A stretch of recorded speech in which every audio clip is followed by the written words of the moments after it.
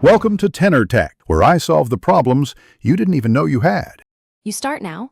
Make sure battery is above 30% and you've backed up anything critical, because cache clearing is safe but backups prevent surprises. Power off the device, then boot to recovery mode using the correct key combo for your model. This varies by manufacturer, so use the combo you checked earlier. Once in recovery, use volume keys to navigate and power to select. Look for the option labeled Wipe Cache Partition. Don't choose Factory Reset or Data Wipe. Once in recovery and on Wipe Cache Partition, select it and confirm with the power button. This removes temporary system files without deleting apps or personal data.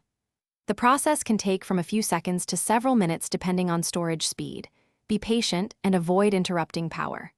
While it runs, the system rebuilds optimized caches for apps and services, which often fixes sluggish behavior. When it finishes, the recovery menu returns. Highlight Reboot System Now and press power to restart. After the reboot, open the apps that showed problems and test overall responsiveness. The system should feel snappier.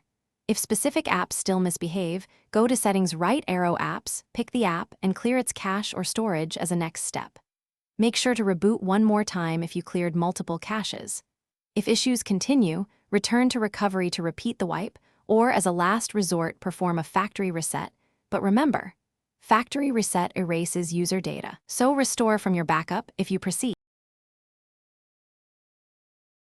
Thanks for watching. Subscribe to keep your life in tune.